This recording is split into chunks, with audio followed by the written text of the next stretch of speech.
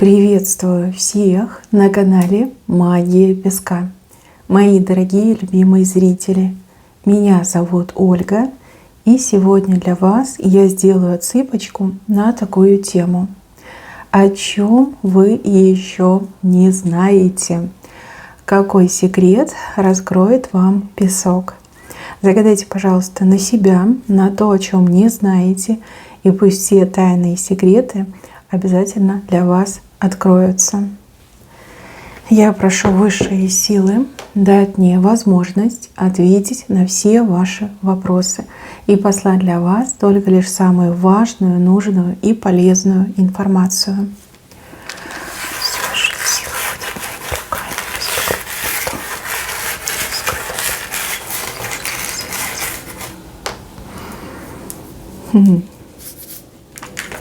Ну что, мои хорошие, готовы к правде? Итак, что же от вас сейчас скрыто? Скрыто, что вас боятся, вас остерегаются, от вас прячутся. То есть какие-то люди, это не один человек, спрятались от вас. Тут 2 человека мне идет, может быть 3, но больше похоже на 2. Люди, которые между собой повязаны, и люди, которые вас очень сильно боятся. Что-то эти люди предпринимали против вас, а оно не сработало. Либо сработало, но против них. Знаете, как моментальная обратка пошла, откат пошел. И сейчас эти люди очень сильно боятся. Боятся, что вы всю правду узнаете, и что вы накличете на их голову какую-то беду, кару. Ну, возможно, да. Возможно, да, вы не станете терпеть либо прощать. И еще, знаете, так интересно показано, что эти люди, они вам всегда в лицо улыбались. При любой встрече, при любой возможности они вам улыбались. За улыбками прятали зависть, за улыбками прятали свою злость. Даже какую-то ненависть мне идет. Вот вспоминайте, самые улыбчивые люди, между собой связанные, знакомые, может быть, они родственники, подруги, друзья, либо вообще какая-то семейка очень улыбчивых, в кавычках, людей. Вот что-то они делали, какой-то вот как обман, подстава, либо какую-то неприятность хотели, может, порчу на вас наводили. Ну да, есть такие индивидуумы, которым и такое в голову приходит. А теперь они вас боятся, потому что с вами ничего плохого не случилось. Либо даже если что-то и случилось, то вы очень быстро с этим справились и какую-то патовую ситуацию еще и в победу переиграли, да, вот пользу извлекли. И им страшно, им не хочется отвечать за свои поступки и очень боятся, что вы их сможете разоблачить. Ну, возможно, это даже и не потребуется, потому что у вас очень сильный ангел, и буквально вот ангел меч над этими людьми вот так вот занес, да, сейчас буду сечь, рубить. Прилетит не по-детски. У одного из этих людей очень сильное предчувствие, что что-то плохое случится. И это предчувствие прям 100% оправдается. Вспоминайте, может быть, кто-то в вашем окружении недавно жаловался, что какое-то плохое предчувствие, либо человек прям ходит как в воду опущенный, с грустным каменным лицом. Вот это один из них. Что-то они делали, что-то плохое делали против вас, но не получилось. Либо вы с этим плохим справились, еще и в победу свою преобразовали это событие. То, что должно было вас погубить, наоборот, стало для вас очень яркой победой. Вот они что-то делали. Тайные враги, да, это ваши тайные враги с улыбкой на лице, с маской улыбки на лице. Ну, недолго им уже улыбаться осталось. Ангел вытащил свой меч. Ну, придется отвечать. Придется отвечать. Возможно, вы не узнаете все до конца, но какие-то 2 человека в вашем окружении пострадают. И причем пострадают конкретно. Это не что-то, знаете, легкий испуг. Нет, легким испугом никто здесь не отделается. Здесь прям конкретная ситуация со страданиями, с искуплением. Но все чин-чинарем не идет. Да, есть тайные враги, боятся вас тайные враги. Вас ничего не берет. Вот такая вы уникальная личность, вас ничего не берет. Так, дальше. О чем вы не знаете? не знаете, что какой-то человек готовит вам подарок. Причем подарок непростой, либо очень дорогой подарок, либо подарок, который должен проявить, обозначить для вас чувство этого человека. У кого-то вот прям тайный поклонник, либо поклонница купит вам какие-нибудь дорогие часики, либо какое-то украшение и преподнесет, например, в новогодние праздники, да, скажет, это подарок. Но вы посмотрите и ахнете, скажете, да этот же подарок, он очень дорогой. А человек скажет, а я от всей души. А на самом деле этот человек вас любит. Да, ваш тайный поклонник проявится. Проявится именно через подарок, через дорогой подарок, еще раз скажу. У кого-то, возможно, отыграется, что это будут, не знаю, деньги, либо это будет что-то, что вы, например, хотели себе купить, но не могли позволить, вот, цена кусается, да. Может, вы где-то случайно проговорились, обмолвились, а человек услышал, а человек запомнил, и человек вам подарит. Может, и не тайный поклонник, может быть, у вас отношения, но вы не верите в любовь этого человека. Либо вам кажется, что этот человек вами пользуется. Вот именно идет мне дорогой подарок, и в этом подарке и есть любовь этого человека. Если бы этот человек не любил, никогда бы вам дорогой подарок не подарил. Никогда бы. Вот. Кто подарит дорогой подарок, тот человек вас по-настоящему искренне любит. И вы скоро об этом узнаете. Да, не удивляйтесь. Это любовь. Это любовь. И да, подарок, если вы принимаете любовь, то и подарок примите. Если не принимаете любовь, тут наверное, каждый сам пусть решит. Да. Вы же не просили? Нет. Человек сам проявляет инициативу, да? Он же не говорит с этим подарком, что вот, я тебя люблю, я дарю тебе дорогой подарок. Нет. Значит, можете, в принципе, принять, и никакой ответственности не будет. Там уж сами решайте. Но мне идет, что да, дорогой подарок. Дальше, мои хорошие, вы не знаете, что кто-то под вас пытается подстроиться. Нет, неправильно сказала. Кто-то пытается скопировать ваш образ.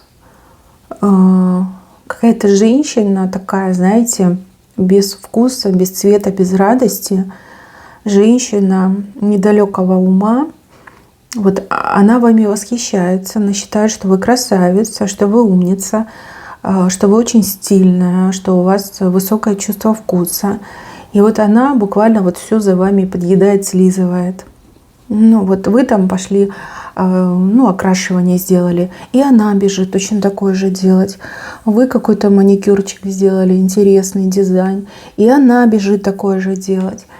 Даже вот, знаете, как-то учится вашим голосом говорить. И вот прям копирование мне идет, как копирка какая-то, да? Вот вы человек, личность, а она всего лишь копирка. Нет там личности. Личность отсутствует. Вы об этом не знаете, но вам кто-то может об этом сказать. Но сказано будет, знаете, в каком ключе? Что это вы под нее подстраиваетесь. Даже не спорьте, даже не спорьте. Там, кто скажет, он все видит и все прекрасно понимает. Просто хочет уколоть.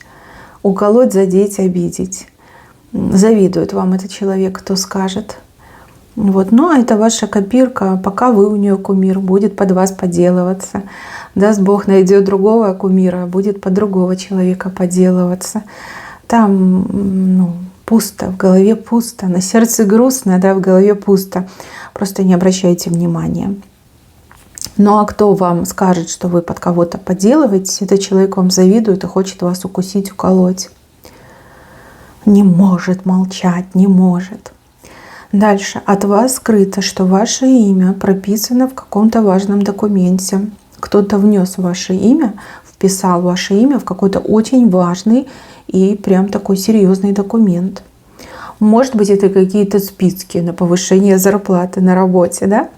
Может быть, это документ как последняя воля, наследование. Может быть, это еще что-то, какая-то программа, какие-то льготы, пособия, получение каких-то благ. Но вот куда-то ваше имя внесли, его уже записали. И там вопрос как будто бы уже решен. Да? Возможно, были какие-то дебаты, обсуждения. Но, возможно, человек сам единолично принимал решение на самом высоком уровне. И ваше имя там фигурирует, человек его внес. Ваше имя, оно не последнее. Нет.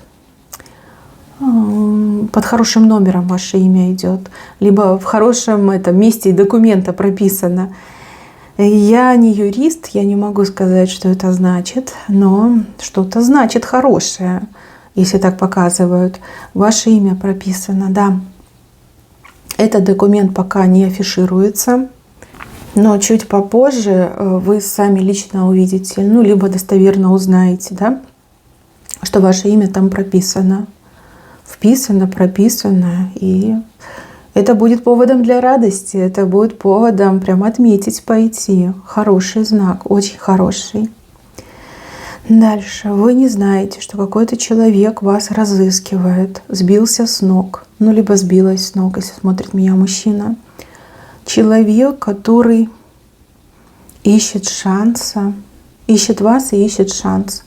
Вы с этим человеком где-то соприкасались, либо даже у вас что-то там было такое, знаете, романтического характера. И этот человек то ли не свободен был, то ли в проблемах, как, знаете, вот прям окружен был, скован проблемами. Человек проблемы решил, либо развод оформил, и теперь ищет вас, чтобы поделиться с вами такими радостными новостями, и шанса у вас попросить, либо шансом воспользоваться, если найдет вас. Да, вас разыскивают. Разыскивают, и этот человек уже где-то недалеко от вас находится. Может, этот человек уже узнал, где вы, и, например, планирует свой приезд, поездку туда, где вы находитесь. Так что встречайте, гость на пороге, да. Четко показали. Дальше. Вы не понимаете, почему вот как отношение у кого-то к вам поменялось, резко, неожиданно, в худшую сторону. Человек просто в один момент мог вспылить, накричать, набузить, а мог просто, да, то был хороший, а то стал прям таким откровенно плохим. Задевает, цепляется, скандалит или как-то, вот знаете, зло смотрит на вас, холодно. Раньше здоровался, а теперь вообще даже голову не поворачивает. Я вам скажу, почему. Вас оклеветали. И этому человеку про вас гадости наговорили. Причем гадости очень красиво оформленные, в плане того, что не подкопаешься. Да? Вот человек сразу и поверил. Потому что какие-то аргументы привели, какие-то доказательства показали. Но вас оговорили, вас хотят рассорить. Хотят, чтобы вы не общались, чтобы, как враждовали хотят. Понимаете, кому-то это очень выгодно, либо кому-то очень-очень это надо, хочется этого. Если вы, допустим, рассорились с каким-то мужчиной, либо стали ссориться с мужчиной, то какая-то женщина либо этого мужчину себе хочет, либо хочет этого мужчину навсегда от вас отвернуть. Но эта женщина может быть и соперницей, и также, возможно, ревнивой родственницей. Если вы рассорились с женщиной, и вы женщина, то тут, скорее всего, дело касается выгоды, и кому-то, опять же, выгодно, да, чтобы человек поссорился с вами, но при этом подружился с кем-то другим. Хотят вас лишить поддержки этого человека, хотят, как ваше место занять, да, на ваше место стать. Да, кому-то выгодно, очень-очень выгодно. И чем дольше продолжается вот такая ситуация, тем все хуже и хуже становится. Вам нельзя молчать, вам нельзя терпеть. Вам нужно человека прям принудить к разговору. Да, я вижу принуждение, потому что сам по себе человек на разговор не пойдет. Отмахнется, либо огрызнется и дальше пойдет. Вам нужно проговорить, что случилось, почему ты ко мне поменялся, почему ты ко мне поменялась. Говори все как есть. И человек вам скажет, кто обсуждал вас, кто на вас настучал, кто вас подставить хотел. Вот, вы все узнаете. Но нужно проявить инициативу. И нельзя терпеть, нельзя молчать и нельзя в ответ обижаться. Вот. Очень похоже, что это либо в дружбе, либо на работе, либо даже в отношениях у кого-то проиграется. Кому-то выгодно, чтобы вы расстались, разругались. Кому-то этого очень-очень хочется. Не идите на поводу у этого человека. Вы можете все пресечь и остановить. Немножечко гордость поубавьте, обиды свои прикрутите и сделайте этот шаг. Вдвоем вы можете поговорить, конструктивно поговорить, выявить злонамеренное лицо и по этому лицу ударить. Лишним точно не будет. Дальше. Я вижу, что кто-то берет ваши вещи без спроса. Это может касаться одежды, это может касаться личных каких-то вещей, там, не знаю, ручка, например, да, шариковая, либо там компьютер. Либо кто-то может телефон ваш лазить, да, заглядывать, смотреть. Даже если у вас на пароле человек мог разгадать, либо подсмотреть ваш пароль. Кто-то лазит в ваши личные вещи. Это нехорошо, так не должно быть. Все свое носите с собой, поменяйте пароль. Но не забудьте, на какой поменяли. Лучше где-нибудь запишите на всякий случай. И, мои хорошие, если кто-то берет ваши вещи, то нужно это упреждать. Упреждать. Почему? Потому что человек может... Ладно, лучше я промолчу, что может. Не допускайте этого. Не допускайте. На ваши вещи могут делать порчу. На ваши вещи могут делать переклады. Человек может быть нездоров. Да, нездоров, одевая ваши вещи. Либо, пользуясь вашими вещами, человек может вас заразить. Зачем вам это надо? Зачем вам страдать, болеть, да еще и деньги тратить на лечение, если все это можно упредить? Не позволяйте, это неправильно, так не должно быть. Дальше. Сложная какая-то ситуация. Она, смотрите, была очень сложная изначально, но там еще что-то больше усложнилось, но вам пока об этом не сказали. Это не повод отчаиваться, нет, нисколько. Это повод, возможно, на что-то другое переключиться, временно отложить. Да? Там, где не получается, не надо форсировать, просто отложите.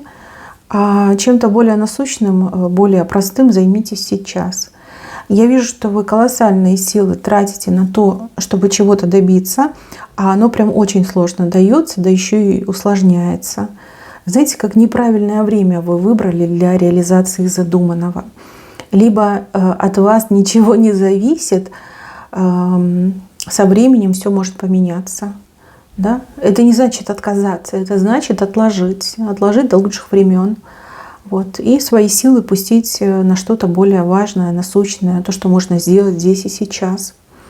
Знаете, вот как будто бы на черепахе ехали, а теперь эта черепаха вверх ногами перевернулась, да? Лежит на спине и вот этими лапами барахтается. Она уже никуда не ползет, она просто вот застряла. И если вы будете пытаться эту черепаху перевернуть, надорветесь. Ничего не добьетесь, только надорветесь. Ну, вот как-то так мне идет. Это неплохо, мои хорошие, неплохо. Просто всему свое время. Всему свое время. Сейчас не то время, чтобы этот вопрос закрыть, либо решить. Надо отступить. Экономьте силы, либо пускайте силы на что-то более насущное, важное. Дальше, мои хорошие, показывают мужчину. Мужчина, который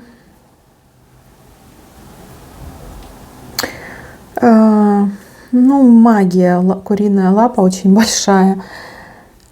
Я так понимаю, что он хочет прибегнуть к магии, либо прибегает к магии для того, чтобы вернуть вас, вернуться в вашу жизнь. Если вы недавно ни с того ни с сего стали о ком-то думать, кого-то вспоминать, о ком-то скучать, то да, магичит, тянет вас, призывает к себе. Ему в этом кто-то помогает, женщина помогает, возможно, это родственница, возможно, это специалист, да, который взялся за эту работу. Ну вот идет против вас работа, хотят вас приворожить. Приворожить, знаете, чтобы вы прям очень послушная были, податливая, чтобы вы этому мужчине прям в рот заглядывали, да? чтобы он такой бровью повел, а вы уже такая: к вашим услугам, господин, да, вот такого хотят. Смотрите, чтобы магию довести до ума, этот мужчина должен вам что-то дать. Это не дарить, это дать. На какую-то вещь на вашу делается. И он вам должен прийти, эту вещь дать, сказать: а ты у меня забыла. А ты когда-то вот уезжала, да, и у меня осталась, обронила. Вот. Ждите, скоро кто-то из прошлого объявится и якобы попытается вам отдать вашу вещь. На этой вещи магия. И если вы эту вещь возьмете, он сможет вас приворожить. О, какой хитрец, подлец. Ну тут смотрите, все против него. Тут и ангелы против, и духи рода против. И